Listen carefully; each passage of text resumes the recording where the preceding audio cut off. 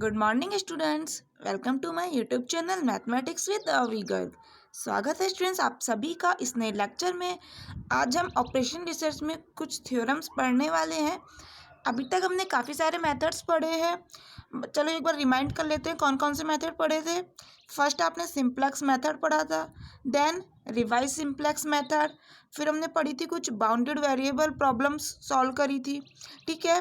Then आप लोगों ने पढ़ा था डायनेमिक प्रोग्रामिंग। डायनेमिक प्रोग्रामिंग आप एलपीपी को कैसे सॉल्व कर सकते हैं डायनेमिक प्रोग्रामिंग की हेल्प से, यानी कि एप्लीकेशन ऑफ डायनेमिक प्रोग्रामिंग भी आप लोगों ने पढ़ा, ठीक है। उसके बाद स्टूडेंट्स आज हम पढ़ रहे हैं जो आपने कल पढ़ा था प्रीवियस लेक्चर में कॉन्वेक्स फंक्शन, उससे रिलेटेड थ्योरम्स, ठीक है। थ्योरम्स अभी तक हमने पढ़ी नहीं है, तो जो भी मैं आपको थ्योरम कराने वाली हूँ कॉन्वेक्स फंक्शन से रिलेटेड, उनमें से एक ना एक थ्योरम जरूर एग्जाम में आ जाती है। अभी तक ऐसा ही होता है, बट अगर ऐसा नहीं हुआ तो आप लोग कहोगे कि आपने तो कहा था ऐसा नहीं हुआ। देखो अगर तुम्हारी किस्मत ख़राब है तो अब कहीं और से भी आ सकती है थ्योरम, बट आज तक ऐसा हुआ नहीं है। इन्हीं में से थ्योरम्स मिल जाती है हमें एक ना एक ज़रूर, ठीक है। एक ना एक थ्योरम जरूर मिलती है स्टूडेंट्स। तो 10 नंबर आपके पक्के हैं, कहीं नहीं जाने वाले अगर आप सारी थ्योरम्स करके जाते हैं तो। जो भी मैं आपको कराऊँ थ्योरम सारी कर लीजिएगा, 10 नंबर फाइनल है आपके, ठीक है। तो देखो थ्योरम को स्टार्ट करने से पहले आप लोगों को पता होना चाहिए कि कॉन्वेक्स फंक्शन क्या होता है, स्टिकली कॉन्वेक्स क्या होता है, इसी तरह से कॉनकेव फंक्शन, स्टिकली कॉनकेव, इनके बारे में आपको पता होना चाहिए, तभी तो सॉल्व कर पाएंगे थ्योरम को, प्रूफ तभी समझ आएगा। तो देखो अगर इससे जस्ट प्रीवियस लेक्चर नहीं लिया है, नहीं देखा है, तो उसे देख लो प्लीज़। उसमें हमने स्टार्ट ही किया है, बिल्कुल बेसिक से चले हैं। उसमें काफ़ी सारी चीज़ें जो आप लोगों को पता होनी चाहिए, तो आप लोग प्लीज़ उसे देख लो। आई बटन में लिंक आ रहा है, वहाँ से देख लो, ठीक है, ठीक है। अब देखो थ्योरम को स्टार्ट करने से पहले एक चीज़ बेसिक है, उसे समझ लो। आती होगी बहुत अच्छी बात है, नहीं आती जिन्हें, उनके लिए ज़रूरी है समझाना। एक बार देख लो फिर हम थ्योरम शुरू कर रहे हैं। देखिए आप लोगों को पता है, आपको कुछ ऐसा दिया हुआ है, आप कोई भी क्वेश्चन सॉल्व कर रहे हैं, थ्योरम सॉल्व कर रहे हैं, किया होगा आज तक ऐसा।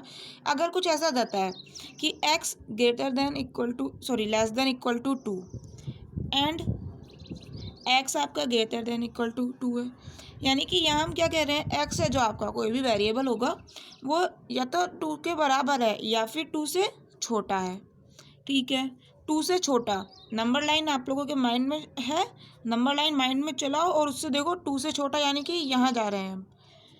यहाँ पर क्या कह रहे हैं, x greater than equal to 2, यानी x की वैल्यू 2 भी हो सकती है, ठीक है, या फिर ग्रेटर देन है यानी 2 से बड़ी है, यानी कि ये आपका 2 रहा नंबर लाइन पे।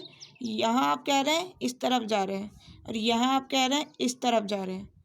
तो स्टूडेंट्स ये दोनों आप कहना क्या चाह रहे हो, इन दोनों का मतलब है यहाँ से कि x और कुछ नहीं इक्वल टू 2 ही है। ऐसा पॉसिबल नहीं है कि कोई x क्या है, कोई ना वेरिएबल है, कोई ना कोई इसकी वैल्यू होगी कि वो 2 से छोटी भी हो सकती है, कि कोई वो 2 से बड़ी भी हो सकती है।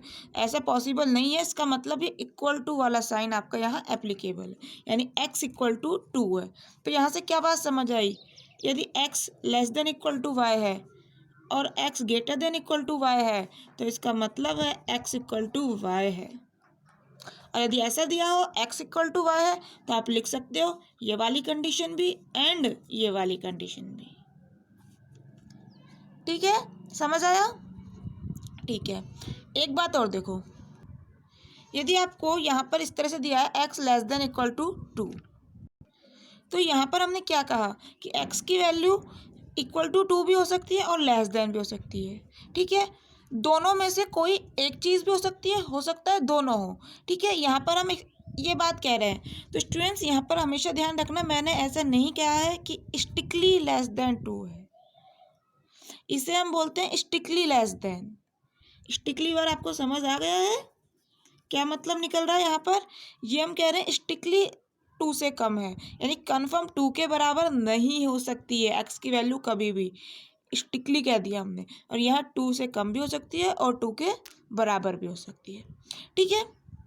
बस यही चीज़ थी। अब आप लोग थ्योरम आराम से पढ़ सकते हैं। तो देखो स्टार्ट करते हैं आपकी थ्योरम का स्टेटमेंट है students, a linear function z बराबर सी एक्स। लीनियर फंक्शन यानी कि x की वैल्यू जो भी आपने यहाँ पे लिया होगा, x एक वेरिएबल है तो x की पावर हमेशा 1 रहेगी।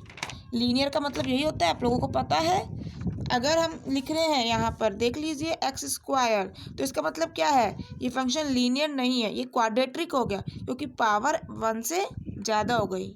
तो स्टूडेंट्स हमेशा ध्यान रखो, जब पावर 1 रहती है ना तो इसका मतलब है आपका फंक्शन लीनियर है। ठीक है, जहाँ आपका ये जो एक्स लिया है वेरिएबल, ये बिलोंग क्या कर रहा है, आर एन में। ये आर एन क्या होता है बताया था आपको बेसिक लेक्चर में कल। आर एन है यूक्लिडियन स्पेस। इसमें किस तरह के एलिमेंट है, एक्स इसमें कोई भी बिलोंग कर रहा है।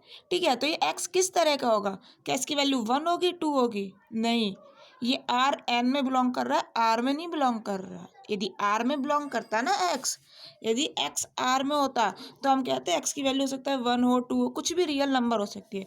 बट यहाँ आर एन में बिलोंग कर रहा है, इसका मतलब इस एक्स की वैल्यू टपल की फॉर्म में होगी, एन टपल की फॉर्म में। यानी कि एक्स की वैल्यू क्या होगी 1 2, कहाँ तक जाएगा ये जो भी वैल्यूज़ है। फॉर एग्जांपल हम ये वाले रियल नंबर ले रहे हैं, कहाँ तक जाएगा, जो भी वैल्यूज़ है आपकी कहाँ तक जाएंगी, एन, ये एन नंबर होंगे। ठीक है, इन जनरल हम क्या कह देते हैं कि x1 x2 xn की फॉर्म में होगा ये वाला जो x है। यहाँ x1 x2 xn की वैल्यू कुछ भी हो सकती है। ठीक है, समझ आया।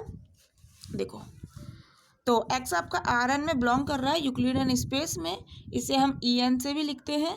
इज अ कॉन्वेक्स फंक्शन, यदि आपका ये लीनियर फंक्शन ये जो आपका लीनियर फंक्शन है ना, हमेशा ध्यान रखो कॉन्वेक्स होता है, कभी भी स्ट्रिक्टली कॉन्वेक्स नहीं होता है।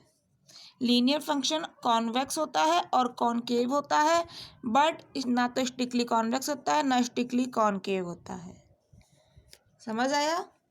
तो स्ट्रिक्टली का मतलब अभी मैंने आपको समझाया था, इक्वल टू से है। ठीक है, यदि इक्वल टू नहीं है तो स्ट्रिक्टली आप बोल सकते हैं। ये चीज़ हमने आपको कल भी बताई थी जब डेफिनेशन कर रहे थे हम कॉन्वेक्स सेट की, कॉन्वेक्स फंक्शन की। ठीक है, देखो आपने जेड को इस मान लिया लीनियर फंक्शन है। ठीक है, इसे हम एफ एक्स से डिनोट कर रहे हैं, जहाँ जो आपका एक्स है किस फॉर्म का है, एन टपल की फॉर्म का। ठीक है, आर एन में बिलोंग कर रहा है। सपोज हमने मान लिया, जिस तरह से आपने इसमें एक्स माना है जर्नल, इसी तरह से हमने 2 एलिमेंट मानने हैं, तो x1 x2 2 मान लिए आर एन में पॉइंट्स। ठीक है, तो x1 x2 अपने 2 आर एन के एलिमेंट मान लिए हैं। अब हम निकालना चाह रहे हैं F lambda x1 plus 1 minus lambda x2 की वैल्यू। इसी की वैल्यू क्यों निकाल रहे हैं, क्योंकि ये सवाल वही बंदा करेगा स्टूडेंट्स जिसने प्रीवियस लेक्चर नहीं लिया है, क्योंकि जिसने प्रीवियस लेक्चर लिया है उसको पता होगा कॉन्वेक्स फंक्शन और कॉनकेव फंक्शन हम कैसे प्रूफ करते हैं, क्या इनकी डेफिनेशन है। इसीलिए बार बार बोल रही हूँ प्रीवियस लेक्चर ले लो। ठीक है, आपका ही फ़ायदा है। तो देखो, इसकी वैल्यू हम निकालना चाह रहे हैं। जब एफ एक्स की वैल्यू आपको पता है सी एक्स है, यानी कि जो वेरिएबल यहाँ है वो यहाँ पर आ जाएगा, बस सी से मल्टीप्लाई करना है। तो यहाँ पर हमें x की जगह क्या दे दिया, इतना लंबा टर्म दिया हुआ है lambda x1 plus 1 minus lambda x2। तो कोई दिक्कत नहीं, हमें क्या सिर्फ c से मल्टीप्लाई करके तो लिखना है, तो c से मल्टीप्लाई कर दो इस वाली टर्म को, कर दिया। जहाँ आपका जो ये लैम्डा है इसकी वैल्यू 0 से 1 के बीच में है, इक्वल टू भी हो सकती है 0 के बराबर, ठीक है, या 1 के बराबर भी हो सकती है लैम्डा की वैल्यू। अंदर मल्टीप्लाई करा c को, lambda c x1 1 minus lambda c x2। ठीक है, c x1 by definition F x x1 आ रहा है यहाँ पर, तो कोई दिक्कत नहीं, यहाँ x1 आ जाएगा, तो ये लिख दिया मैंने fx1। इसी तरह से c x2 के लिए क्या हो जाएगा fx2। तो यहाँ से आप लोग देख सकते हैं f lambda x1 plus 1 minus lambda x2 इसके इक्वल आ चुका है, यही चीज़ मैंने लिखी है। तो मैंने अभी आपको बताया था यदि x is equal to y हो तो आप क्या लिख सकते हो, समझ आया। ये दोनों इक्वल है, ये वाला टर्म इसके इक्वल है, तो यानी कि ये लेस देन इक्वल टू भी है and greater than equal to भी है। समझ आया क्या करा है, इसीलिए स्टार्टिंग में मैंने आपको पहले बता दिया था, कन्फ्यूज़न ना रह जाए कोई। अब मुझे एक बार बताओ, कॉन्वेक्स फंक्शन की क्या ये डेफिनेशन नहीं थी क्या आपकी, हम एफ एक्स कोई फंक्शन लेते थे, ठीक है, कोई सेट एस पे, यही डेफिनेशन मैंने आपको बताई थी। और हम कहते थे यदि x1 x2 कोई 2 पॉइंट ले और ये कंडीशन सेटिस्फाई करे तो हम कह देते हैं जो आपका fx है, जो आपका ये fx ले रखा है ना, वो कॉन्वेक्स फंक्शन होता है। कैसे पहचानते हैं? यदि लेस देन इक्वल टू है इन दोनों के बीच तो कॉन्वेक्स फंक्शन है, और यदि ग्रेटर देन इक्वल टू है तो यानी कि fx क्या हो जाएगा? Concave function. समझ आया? तो यहाँ प्रूफ हो जाता है ये जो आपका लीनियर फंक्शन है fx यानी कि z बराबर cx, यहाँ से प्रूफ हो गया कॉन्वेक्स फंक्शन, और यहाँ से प्रूफ हो जाता है आपका कॉनकेव फंक्शन। यहाँ तक बात समझ आई? ठीक है। आप लोग यहाँ एक चीज़ और नोटिस करो, यहाँ इक्वल टू आ रहा है ना, इक्वल टू आ रहा है, इसका मतलब क्या? ये स्ट्रिक्टली लेस देन नहीं दिया। और मैंने आपको स्ट्रिक्टली कॉन्वेक्स की क्या डेफिनेशन बताई थी कि यदि यहाँ पर जो आपका ये लेस देन इक्वल टू है, इक्वल टू हट जाता है तो हम कहते हैं fx कॉन्वेक्स होगा। बट यहाँ तो इक्वल टू आ रहा है तो इसका मतलब ये स्ट्रिक्टली कॉन्वेक्स नहीं है। इसी तरह से यहाँ भी इक्वल टू आ रहा है, इसका मतलब ये भी फंक्शन यहाँ से हमें पता लग रहा है fx कॉनकेव स्ट्रिक्टली कॉनकेव नहीं है। तो देखो यही चीज़ लिखी है कि fx यहाँ से कॉन्वेक्स और कॉनकेव तो हो गया, but stick inequality is not imply. यहाँ पे स्टिक वाली इनइक्वलिटी नहीं हो रही है, यहाँ पर इक्वल टू भी आ रहा है। स्टिकली समझ आता है ना, बताया था अभी। और इनइक्वलिटी तो आपको पता ही है क्या होती है, लेस देन ग्रेटर देन, इन्हें हम इनइक्वलिटी कहते हैं। ठीक है, तो यहाँ से हम लोगों को पता लग चुका है कि जो आपका fx है यानी कि z बराबर जो cx है वो कभी भी नाइदर स्टिकली कॉन्वेक्स नॉर स्टिकली कॉनकेव, कभी भी स्टिकली कॉन्वेक्स और स्टिकली कॉनकेव नहीं होगा। समझ आया?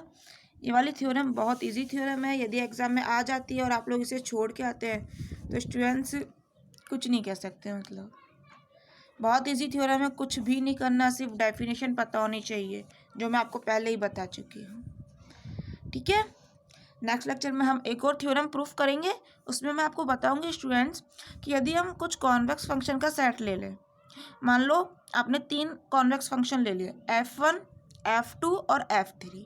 ठीक है, देखो मान लेते हैं कोई f1, f2 और f3 कोई 3 आपके कॉन्वेक्स फंक्शन है। तो जब आप इनका सम करेंगे ना तो ये कंप्लीट, इसको हम कह देते हैं f4, ये भी आपका कॉन्वेक्स ही होगा यदि ये तीनों आपके कॉन्वेक्स हैं तो। बट यदि f1, f2, f3 में से कोई भी एक या फिर एक से ज़्यादा हो सकता है, बट कम से कम कोई भी यदि एक, मान लेते हैं f2, कोई सा ही मान सकते हो, यदि आपका ये स्टिकली कॉन्वेक्स हो जाता है, कॉन्वेक्स नहीं स्टिकली कॉन्वेक्स हो जाता है स्टूडेंट्स, तो जो आपका ये सम आएगा ना, यानी कि जो आपका f4 होगा वो भी स्टिकली कॉन्वेक्स ही होगा, वो भी आपका स्टिकली कॉन्वेक्स ही होगा। यानी कि क्या थ्योरम बन गई, यदि हम 3 ना लेकर कोई भी n ले ले फंक्शन, कॉन्वेक्स फंक्शन, ठीक है, n ले लीजिए इन जनरल, तो उनका सम भी एक कॉन्वेक्स होगा।